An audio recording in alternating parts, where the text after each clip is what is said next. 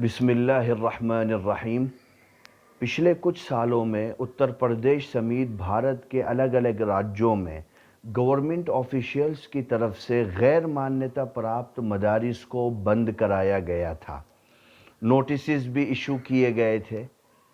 इस सूरत हाल के बीच में जमीयत उलमाए हिंद सुप्रीम कोर्ट गई थी मौलाना अरशद मदनी साहब की क़यादत में, और हमने सुप्रीम कोर्ट में जाकर के ये बात कही थी कि भारत के संविधान के आर्टिकल 29 में स्पष्ट ये अधिकार माइनॉरिटीज़ को मिले हुए हैं कि वो धर्म के आधार पर या लैंग्वेज के आधार पर अपने रिलीजियस इंस्टीट्यूट बना सकते हैं। उसमें गवर्नमेंट किसी भी रूप में कोई हस्तक्षेप या मुदाखलत नहीं कर सकती है। चुनांचे सुप्रीम कोर्ट में DY चंद्रचूड़ जी की बेंच ने 21/10/2024 को उत्तर प्रदेश समेत भारत के सभी राज्यों में गैर मान्यता प्राप्त मदारिस को बंद कराने के संबंध में जो भी नोटिस इशू किए गए थे उन सबको स्टे कर दिया था। उसके बाद उत्तर प्रदेश में विशेष सचिव उत्तर प्रदेश की तरफ से एक पत्र के माध्यम से 20 दिसंबर को एक डायरेक्शन जारी किया गया था, और वो डायरेक्शन में स्पष्ट कहा गया था कि माननीय उच्चतम न्यायालय में योजित रिट याचिका सिविल संख्या 660/2024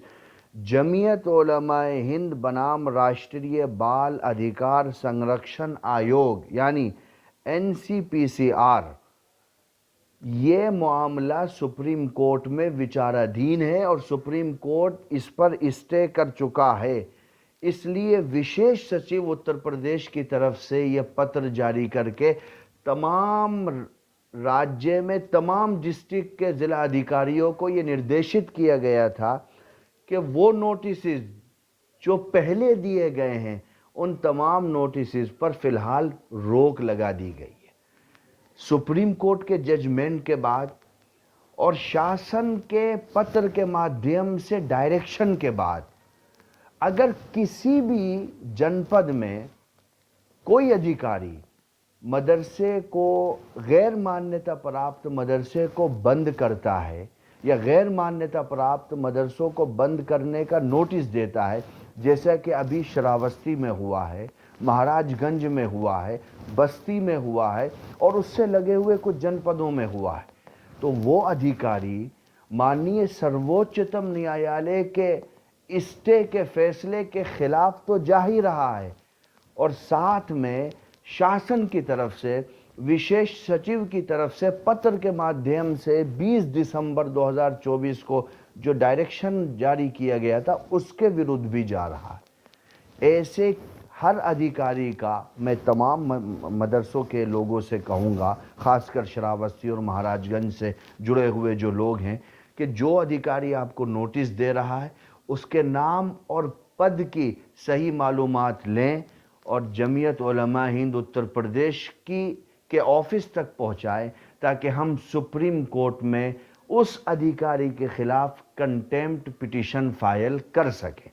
आपको कोई ज़रूरत नहीं है, कोई आपके साथ लीगली प्रॉब्लम नहीं है। जब सुप्रीम कोर्ट ने स्टे दे दिया है और शासन ने भी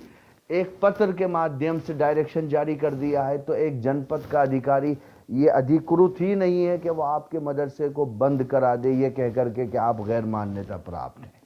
हमने इस पर एक पूरा लेटर भी तैयार किया है,